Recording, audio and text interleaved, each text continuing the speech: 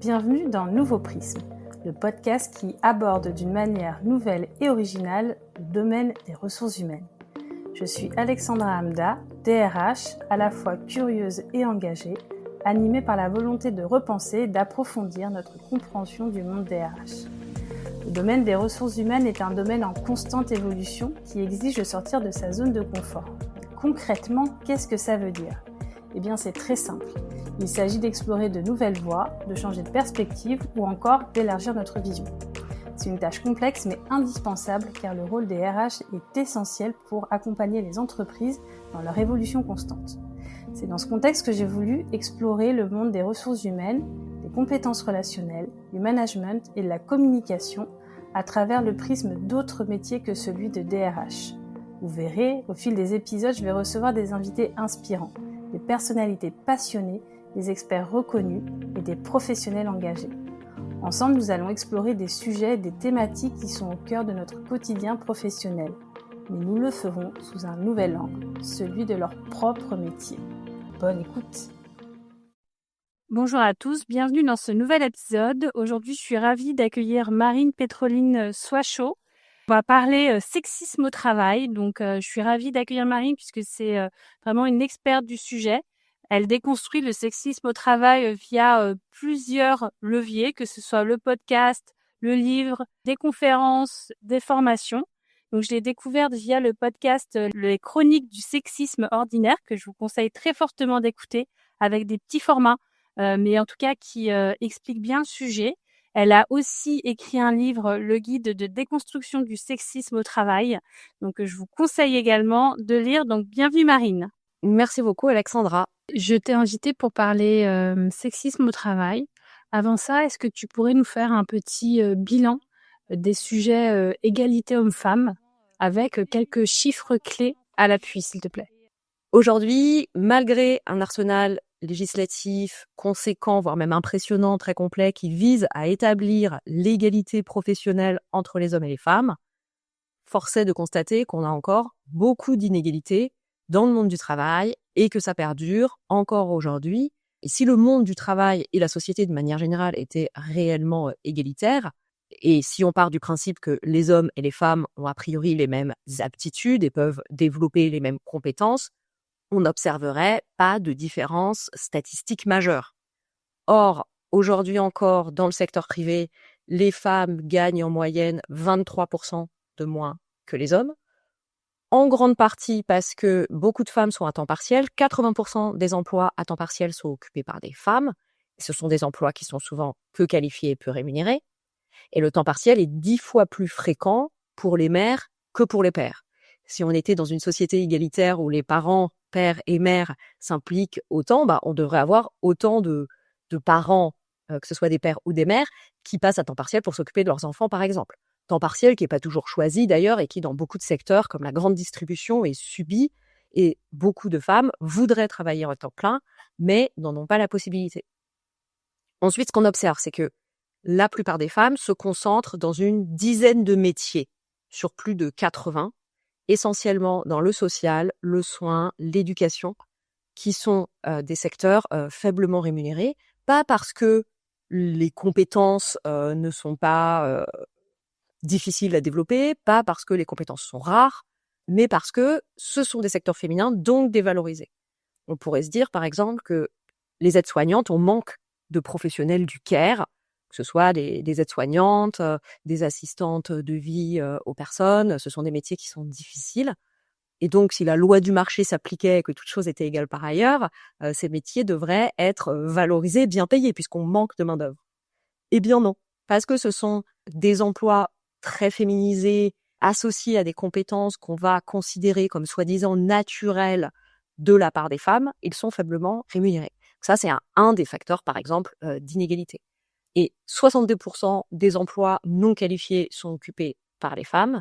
Et in fine, 70% des travailleurs et travailleuses pauvres en France sont des femmes. Ça, c'est un peu l'image globale.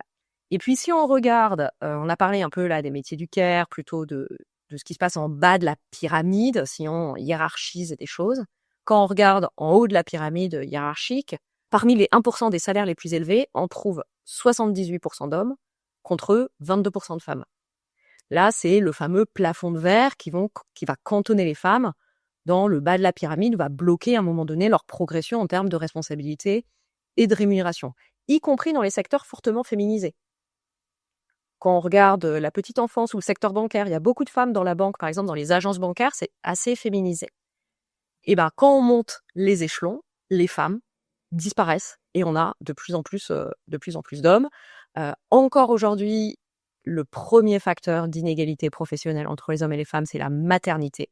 La maternité, c'est un énorme coût pour la carrière des femmes. Et enfin, malheureusement, les femmes font encore face, et on va en parler, c'est l'objet de cet épisode, à des agissements sexistes et des violences sexuelles dans le monde du travail.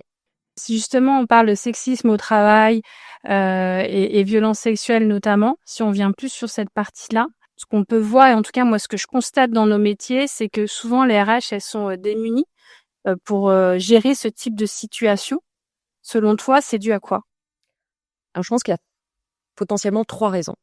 La première, c'est que de façon générale, et les personnes qui nous écoutent, si ce sont des responsables RH, le savent bien mieux que moi, souvent les RH, c'est une fonction où on est débordé, on demande beaucoup de choses, ce sont des métiers où on est en tension, où il faut être un peu au four et au moulin, mais avec pas beaucoup de moyens. La deuxième, je pense qu'il va avec la première, c'est le manque de soutien et d'engagement de la direction et du management. Sans ça, l'impact des actions des RH restera limité. Et enfin, une troisième raison que je rencontre de temps en temps, c'est que beaucoup de RH ne sont pas formés, n'ont pas les clés, n'ont pas les repères, les fondamentaux sur ces sujets. Donc, pour moi, les RH ont un rôle clé sur ces sujets, comme sur bien d'autres au sein des organisations, pour aligner à la fois la politique de l'entreprise, les process, et là-dessus, les RH ont la main sur certains process, et les pratiques sur le terrain. Quand on a échangé avant l'épisode, tu m'as parlé d'une pyramide que je ne connaissais pas. Et justement, j'aimerais bien que tu en parles un peu plus. C'est la pyramide des violences sexistes et sexuelles. Est-ce que tu peux nous expliquer un petit peu la logique de cette pyramide? Oui, alors que ce soit au travail, mais aussi dans tous les autres contextes de la vie, principalement les femmes, parce que 90% des victimes de violences sexistes et sexuelles sont des femmes. Donc, principalement des femmes subissent toute une série de violences, des plus anodines qui peuvent sembler ce qu'on va appeler le sexisme ordinaire et ce que le code du travail appelle des agissements sexistes. Donc ça va être la blague sur les blondes à la machine à café, des remarques sur le physique, l'apparence, mais on peut avoir, on va trouver des discriminations à l'embauche. Donc ça, la discrimination, on passe à un niveau de violence supérieur dans la pyramide, jusqu'à des faits à caractère sexuel. Et là, on monte encore dans la pyramide vers des faits jugés plus graves par le cadre légal et qui donc, dans les textes, sont plus durement punis. Ces violences, elles sont variées. Elles sont de multiples formes, mais en fait, elles sont reliées, elles s'alimentent mutuellement dans ce qu'on va appeler le continuum des violences ou les différents étages de cette pyramide. C'est-à-dire, il y a les violences les moins graves, mais les plus fréquentes en bas, sexisme ordinaire, agissement sexiste, et puis les discriminations, le harcèlement sexuel, les agressions sexuelles et le viol. Le premier étage des agissements sexistes dans le cadre du travail, c'est le terreau fertile de violences plus graves. En fait, une organisation ou une société qui tolère les violences les moins graves va en fait favoriser les violences les plus graves.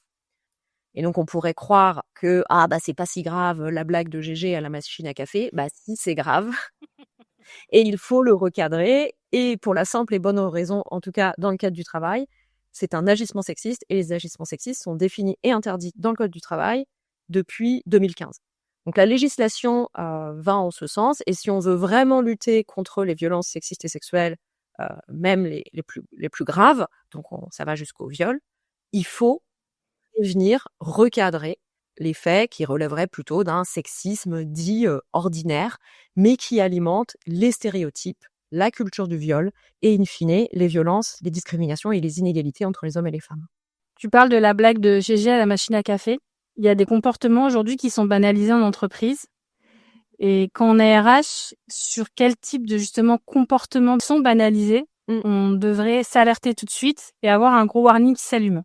Alors, sur les faits les plus, on va dire, anodins, donc ce qu'on va appeler les agissements sexistes, donc on a les blagues, on peut avoir ce qu'on appelle les interpellations familières, les ma belle, ma jolie, des remarques sur l'apparence. Ah tiens, c'est bien cette robe, ça te va bien, ça te met en valeur. En fait, on va rarement dire à un homme, oh cette chemise, cette couleur chatoyante, ça te va bien au teint. Donc si, est-ce que ça se fait, est-ce que ça se fait pas, est-ce que c'est problématique ou pas, on peut utiliser le truc du positif-négatif. Se dire, est-ce qu'on dirait la même chose à un homme? Non. Donc, c'est qu'a priori, il y a un problème et que c'est souvent, quasiment toujours en fait, ces agissements qui vont être basés sur des stéréotypes. Donc, dire ma belle, ce qui se cache derrière, c'est que une femme doit plus prêter attention à son apparence qu'un homme, doit être jolie, souriante, bien habillée, parce que sa valeur résiderait d'abord dans son apparence. Or, au travail, ce qui est important et la seule chose qui doit être prise en compte, ce sont les compétences. Voilà, les compétences, les résultats, les accomplissements, et pas l'effet d'être jolie, souriante, serviable, etc. Ça va être aussi tous les propos sur la parentalité, la grossesse. Ah non, mais elle, on peut pas compter sur elle le mercredi parce qu'elle a des enfants. Et un homme qui a des enfants, on va jamais se dire tiens, bah il est potentiellement pas disponible. Et là, on va potentiellement vite glisser dans la discrimination. Discrimination, c'est dès qu'on va avoir un impact sur la carrière, sur la rémunération, sur l'avancement, etc. Et puis il y a tout ce qui est les incivilités. Donc, alors là, on a toute une série d'anglicismes que vous avez peut-être déjà entendu, le mansplaining, le manterrupting. Donc le manterrupting, c'est les femmes sont plus souvent interrompues en réunion, on va plus les interrompre dans leurs paroles que les hommes. Le mansplaining, c'est quand un homme explique à une femme quelque chose d'évident ou quelque chose dont elle est plus experte que lui. Donc voilà. Et dans ces agissements sexistes, il n'y a pas de connotation sexuelle. Dès qu'il y a connotation sexuelle, on passe dans un autre registre considéré comme plus grave, mais en fait, on monte d'un étage dans la pyramide. Donc, ce à quoi les RH peuvent être attentifs, c'est ces comportements un peu de sexisme ordinaire qui doivent être recadrés. Alors, qui vont pas forcément faire l'objet d'une sanction disciplinaire, etc. On en parlera plus tard. Mais ça doit être recadré. Mais c'est surtout, là, ça va plutôt être le rôle des managers, en fait. Parce que sur le terrain, au quotidien, les RH ne sont pas derrière toutes les discussions de machine à café, etc. Donc, les RH peuvent le repérer, mais leur rôle va peut-être être plutôt de sensibiliser, former les managers pour que les managers puissent recadrer ces faits. Par contre, ce que peuvent faire les RH, c'est déjà de traiter, de prendre en compte toutes les remontées, tous les signalements qui peuvent arriver par écrit, par oral, quand les personnes victimes ou des personnes témoins viennent relater des faits problématiques, des comportements inappropriés. Mais évidemment, ça suffit pas, parce que tout ne remonte pas jusqu'au RH, et les RH, mais les managers et toute personne dans l'entreprise devraient avoir un rôle de vigie pour détecter des situations potentiellement problématiques dans l'objectif, in fine, de venir en aide aux victimes. C'est ça l'objectif premier, c'est de faire cesser de venir en aide à des victimes qui seraient potentiellement dans des situations problématiques de violence. Et là, ce qu'il faut, c'est être attentif aux signaux faibles et détecter de potentiels changements. Donc le plus simple, si on repère ces signaux mais qu'on n'a pas plus d'informations, c'est d'aller poser la question. Et évidemment, sans être intrusif, vous pouvez aller la voir. J'ai remarqué que ça, est-ce que tout va bien? J'ai l'impression que ça va pas trop en ce moment. Est-ce que c'est le cas? Si la personne dit non, mais c'est bon, t'inquiète et tout, si tu as besoin d'aide, sache que en tant que RH, on est là pour t'aider, ou ça peut être de signaler d'autres personnes ou ressources au sein de l'entreprise.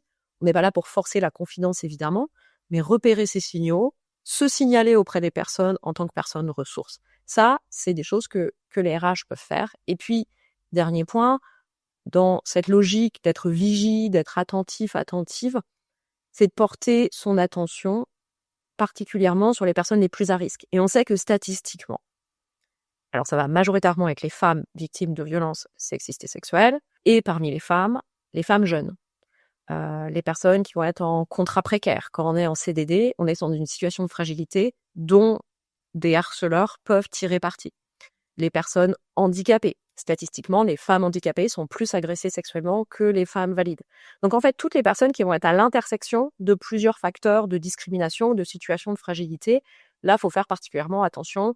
Donc les personnes jeunes en contrat précaire, donc typiquement tout ce qui est stagiaire, personnes en alternance, etc. Là, il faut être particulièrement vigilant. Tu parlais tout à l'heure de sanctions. Donc là, on va plutôt glisser sur les obligations légales. Quelles sont les obligations légales que va avoir l'employeur et donc les RH? En matière, il y a plusieurs. En matière de déjà prévention et de réaction, mais aussi concrètement, si on ne fait rien et si on est dans l'inaction, à quoi s'expose l'entreprise? Alors, tout part de quelque chose que je pense que les RH qui nous écoutent connaissent très bien, c'est l'obligation pour l'employeur ou l'employeuse d'assurer la santé et la sécurité des salariés. Et c'est dans ce cadre que l'organisation employeuse est tenue de prévenir, de faire cesser et de sanctionner des faits de violence, y compris des faits de violence sexiste et sexuelle. Et elle a l'obligation d'agir dès lors qu'elle a connaissance des faits, mais encore faut-il créer le cadre et les process propices à faire remonter les faits, à signaler des violences ou des comportements inappropriés.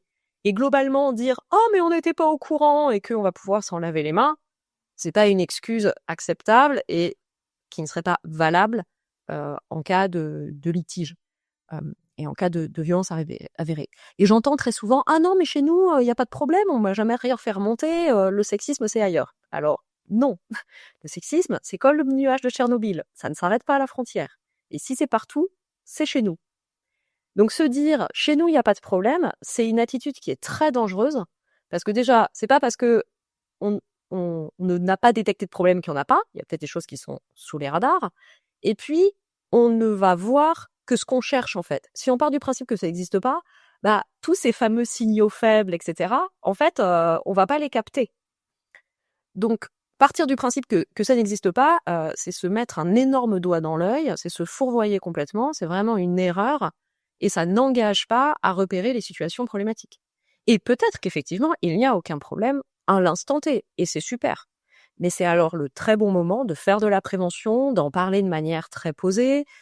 Et si on fait rien, le risque, il est d'abord opérationnel. C'est que des faits de violence, que ce soit des faits de violence sexuelle ou du harcèlement moral ou d'autres risques psychosociaux, que ce soit du stress exacerbé, etc., ça génère de l'absentéisme, des arrêts maladie, du turnover et puis globalement une baisse de performance des individus et des équipes. Donc le risque de l'inaction, il est d'abord opérationnel. Ensuite, il est aussi juridique. Parce que si une personne, par exemple, victime de harcèlement sexuel, qui n'aurait pas été traitée par l'entreprise, malgré des signalements, cette personne peut déposer un recours au prud'homme contre son employeur pour ne pas avoir assuré sa santé et sécurité. Alors, dans la très grande majorité des cas, ce qui se passe, c'est que avant d'arriver devant la justice, les cas, c'est plutôt traité amiable, entre avocats, et parce que, vu les délais de justice, les personnes, elles ont avant tout besoin de passer à autre chose. Alors, c'est un problème, parce que, comme beaucoup de cas ne vont pas devant la justice, la jurisprudence n'évolue pas. Mais bon, là, on commence à parler de sujets plus juridiques, mais le risque, il est réel. Et il y a des cas d'entreprises qui sont sanctionnés, où des responsables, des managers, des dirigeantes sont sanctionnés par la justice pour ne pas avoir agi et ne pas avoir pris les mesures nécessaires alors qu'elles étaient au courant. Et là, la jurisprudence est très claire là-dessus. Et enfin, il y a un risque réputationnel. Donc pensez aux entreprises qui ont pu être épinglées par des comptes et des bouffements comme balance ton agency ou balance ta startup. Ah bah ça fait beaucoup de mal. Tu parlais de process, on a parlé de bonne posture à avoir pour écouter, et j'insiste sur le terme écouter une victime. Tu m'as parlé de primo-écoute, de protection, de soutien. Est-ce que tu peux me réexpliquer, enfin en tout cas réexpliquer ce que tu m'as dit pour justement cette bonne posture à avoir, qu'on soit RH ou même manager, puisqu'on peut accueillir témoignage ou l'alerte en tout cas d'une victime. Tu parlais tout à l'heure, tu disais les RH sont pas forcément sur le terrain, donc ça peut aussi être un manager, et dans ces cas-là, quelle posture il faut avoir? Alors la bonne posture, c'est d'abord de se dire que a priori, la personne dit la vérité. Dans les cas de violences sexistes et sexuelles, oui, il y a une présomption d'innocence vis-à-vis des potentiels agresseurs, agresseuses. Mais il y a aussi une présomption de bonne foi vis-à-vis des victimes. Donc c'est d'abord de se dire, a priori, cette personne dit la vérité. C'est tellement difficile de venir témoigner, d'en parler, que si la personne en parle, il y a de fortes chances qu'elle dise la vérité. Et il n'y a pas plus de fausses déclarations de cas de violences sexistes et sexuelles que de fausses déclarations d'autres crimes et délits. Mais, curieusement, quand une personne, un proche, un collègue, un ami nous dit « Ah là, j'ai été cambriolé, on m'a volé ça, ça, ça », notre première réaction, c'est « Ah, mon pauvre, ma pauvre, mais qu'est-ce qui s'est passé? Est-ce que tu as appelé l'assurance ?» On se met d'emblée en empathie, on se soucie de la personne, on lui demande si elle a besoin d'aide. Par contre, quand une personne nous dit « J'ai été agressée sexuellement », là, d'emblée, on va avoir une présomption de « elle ne dit pas la vérité ». Donc, posture à avoir, je pars du principe que la personne dit la vérité, je l'écoute, je ne suis pas là pour remettre en cause sa parole. Quand je suis primo-écoutant ou écoutante, je suis a priori du côté de la personne qui se confie à moi. Donc, première posture, j'écoute, je fais confiance, et il y a des phrases type qu'on connaît, qui sont martelées par les associations qui luttent contre les violences sexistes et sexuelles. Je te crois. Est-ce que tu as besoin d'aide? La seule personne à remettre en cause, c'est l'auteur, c'est la personne qui t'a fait du mal. La loi est de ton côté. Vous pouvez aller voir sur le site, par exemple, de Nous Toutes, le collectif qui se mobilise sur ces sujets. Vous avez plein de ressources. Et ces phrases clés, elles valent dans le cadre privé, dans le cadre du travail aussi. Ensuite, lorsque cette personne vient se confier à vous, votre deuxième objectif, c'est d'identifier quelques éléments clés qui vont vous permettre de comprendre ce qui est peut-être en train de se passer et surtout de savoir quelles sont les suites à donner. Mais attention, vous n'êtes pas là en train de faire une enquête. Et enfin, troisième objectif, c'est d'identifier les besoins de cette personne pour lui venir en aide le plus rapidement possible. Et vous êtes a priori de son côté, vous êtes là pour l'écouter, vous êtes là pour comprendre ses besoins, l'aider, tout en gardant la distance nécessaire, donc pas tomber dans un syndrome du sauveur, de la sauveuse, du Saint-Bernard. Et ce qu'il faut, c'est demander à la personne de quoi tu as besoin. On va chercher à protéger la personne, mais avec son accord. Donc, on va pas d'emblée lui dire bon, maintenant tu télétravailles, tu restes chez toi, parce que peut-être que ce dont la personne a besoin, c'est justement de rester intégrée au collectif de travail, parce que si elle est toute seule chez elle, elle se dit moi je vais ruminer mes idées noires, ça va être beaucoup plus difficile. Et on ne peut pas présumer à sa place de la meilleure solution dans l'immédiat vis-à-vis de la situation. Et justement, tu disais, derrière, il y a une enquête qui suit, donc faut faire attention, et c'est ça qui est compliqué, de pas confondre écoute active et enquête. Comment on fait les choses correctement dans les grandes lignes quand on veut mettre une enquête en place, puisque tu peux te poser la question, est-ce que je le fais en interne? Est-ce que c'est le CSE qui s'en occupe? Est-ce que c'est un organisme externe? Voilà, comment, dans les grandes lignes, qui, quoi, comment?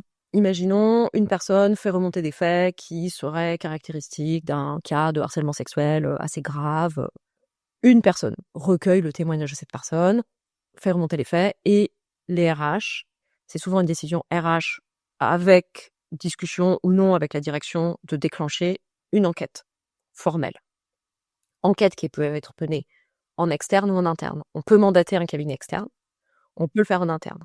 Si on le fait en interne, il faut que ce soit des personnes formées à l'enquête. On ne s'improvise pas enquêteur ou enquêtrice. Et une enquête, l'objectif, ça va être de clarifier, de corroborer les faits dans une posture de neutralité et d'impartialité. Donc, qui est totalement différente de la posture de primo-écoute, où là, on est a priori d'emblée du côté de la victime, en soutien. C'est des postures différentes. Donc, la personne qui a récolté le premier témoignage ne peut pas être impliquée en tant qu'enquêteur ou enquêtrice. C'est pas possible. Il ne faut pas. On va clarifier, enfin déjà poser le cadre. Qui va mener l'enquête, de quelle façon, quelles personnes vont être entendues. On peut impliquer le CSE. Il y a des entreprises où ça se fait très bien, des enquêtes qui sont menées en collaboration, représentants du personnel et personnel RH par exemple. Idéalement, ça peut être les référentes harcèlement sexuel et agissements sexistes qui, selon les entreprises, donc il y en a côté CSE, il y en a côté RH. Ensuite, une fois qu'on a cadré ça, on va récolter les différents éléments de preuves. Ça peut même être des enregistrements. Alors parfois on me demande, oui, mais on n'a pas le droit d'enregistrer une personne, etc. Aujourd'hui, des enregistrements peuvent être acceptés comme preuve légitime parce que c'est parfois la seule preuve possible en fait. Ouais, c'est ça, pour que ce soit le seul moyen de pouvoir prouver. Et exactement. Là, c'est accepté. Parce que évidemment, si vous êtes harcelé sexuellement par votre manager, vous n'allez pas lui dire tu peux me répéter ce que tu viens de dire tu peux me répéter ta question sur ma position sexuelle préférée, là, le temps que je t'enregistre? Évidemment, non. Donc, parfois, c'est la seule possibilité de récolter des preuves. Et ensuite, élément le plus important de l'enquête, la plupart du temps, on va mener des entretiens avec les personnes impliquées, que ce soit là où les potentielles victimes, là où les potentielles personnes auteurs, autrices de violences, et puis aussi des personnes témoins qui ont pu voir des choses, qui peuvent être impliquées d'une façon ou d'une autre. Et à la fin, les personnes en charge de l'enquête établissent un rapport de synthèse et des conclusions en fonction de tous les éléments récoltés. Mais comme seul un juge ou une juge, un magistrat, une magistrate peut qualifier les faits, en fait, peut dire ceci c'est du harcèlement sexuel, souvent les conclusions sont très prudentes et sont conditionnelles. Ça va être l'ensemble des faits récoltés laisserait à penser que la situation pourrait être qualifiée de harcèlement sexuel. C'est pour ça que c'est souvent des formules un petit peu alambiquées, mais qui souvent établissent que oui, il y a quelque chose. Et ensuite, si l'enquête conclut à des faits de violence avérés, l'employeuse peut décider de lancer une procédure disciplinaire. Donc là, c'est comme n'importe quelle procédure disciplinaire, en convoquant la personne mise en cause au plus tard 2 mois après les derniers faits nouveaux connus. Donc en fait, c'est la conclusion de l'enquête, globalement. Évidemment, le plus tôt est le mieux parce que faut pas confondre vitesse et précipitation, mais le plus rapidement on agit, le moins on laisse pourrir une situation. Et puis après, l'employeur a entre 2 jours et 1 mois pour signifier la sanction, qui est toujours au cas par cas, qui va se faire selon les pratiques dans l'entreprise, selon peut-être le règlement intérieur. Et ça peut aller jusqu'au licenciement. Et comment ça se passe? Tout à l'heure, on parlait de Balance ton agency. Donc, quand ça s'était passé, c'était des dirigeants d'agences qui étaient concernés. Comment on agit, on se positionne quand l'agresseur, c'est soit un client, donc quand on est en prestation de service, ça peut être plus compliqué, ou quand c'est un dirigeant, ou en tout cas une personne, une tête dans une boîte, en fait. Ouais. Parce que là, toi, quand t'es RH, soit c'est compliqué quand c'est un client par rapport au niveau business, soit quand c'est une des têtes et que t'es RH, c'est quand même assez compliqué. Ouais. Alors, côté client, il y a 2 cas qu'on rencontre souvent. C'est quand on est en prestation de service type cabinet de conseil, communication, ESN, et qu'on est chez le client, qu'on est en régie, comme on dit dans le jargon. Là, c'est avant tout, on protège la victime. Et potentiellement, il y a des entreprises qui le font. On sort la personne de mission. On dit, OK, là, t'y retournes pas, c'est trop dangereux, on peut pas prendre le risque. En tant qu'employeur, on doit te protéger. Et voilà. Toujours en accord avec la personne. Parce qu'il faut pas non plus la sortir de mission sans son accord, que tout d'un coup, elle comprenne pas ce qui s'est passé, alors qu'elle, elle voulait quand même peut-être qu'on mette en place d'autres choses. Ça peut être aller en clientèle avec elle. Donc, on va trouver d'autres solutions. On peut se mettre en relation avec les RH côté client, de dire, écoutez, voilà ce qui se passe. Si les RH en face sont bien formés, bien documentés, attentifs et ont les bons process, limite, ils vont être contents que vous leur faire relater ça, parce que peut-être que le harceleur, il est pas bête, le harceleur. Le harceleur s'adresse aux personnes en situation souvent de... Alors, ça peut être des personnes en situation de fragilité qui vont pas oser parler, ou des externes, mais c'est pas toujours le cas. On a des cas de harcèlement où c'est un collaborateur qui va harceler une manager ou un manager parce qu'il y a ce côté je m'attaque au plus fort et j'ai envie de la casser. Et puis en plus, cette personne va peut-être d'autant moins parler que c'est encore plus difficile de dire je me fais harceler par mon collaborateur ou ma collaboratrice. Et il y a un deuxième cas aussi en clientèle qui est problématique, qui est différent, c'est les personnes qui sont sur le terrain, en contact clientèle, typiquement dans la vente, en B2C ou en B2B, ou dans les services publics, quand vous êtes au guichet, à la poste, à la CAF, que vous êtes caissière au supermarché. Là, c'est encore autre chose.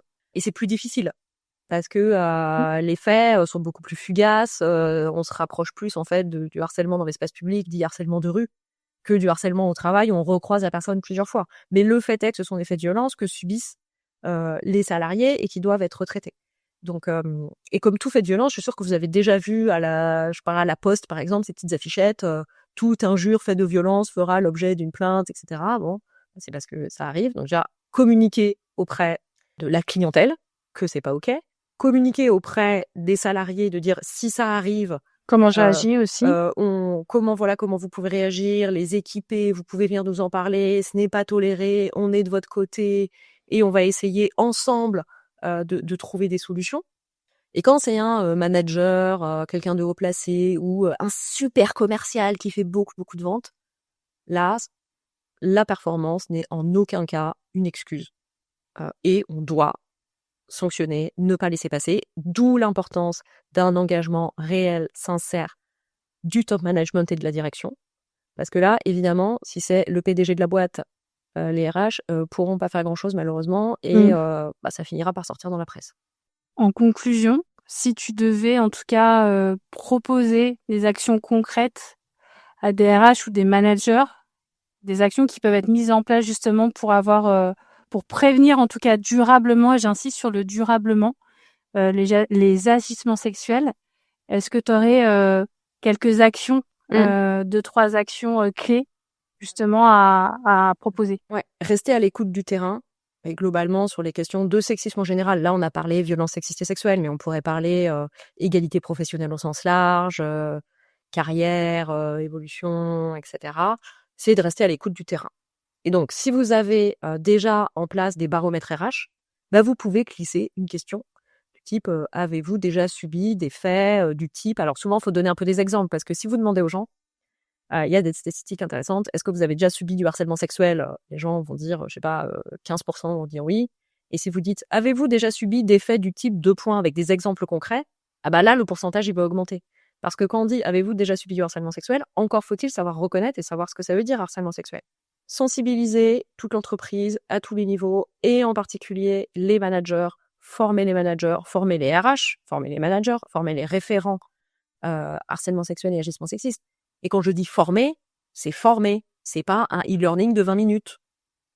Régulièrement communiquer aussi, et pas juste une fois par an avec 3 flyers et un événement le 8 mars, multiplier les formats. Il y a des boîtes qui sont hyper audacieuses, créatives dans leur com interne de sensibilisation, qui font des vidéos avec des mises en scène de situations, ça c'est un classique, ça marche très bien.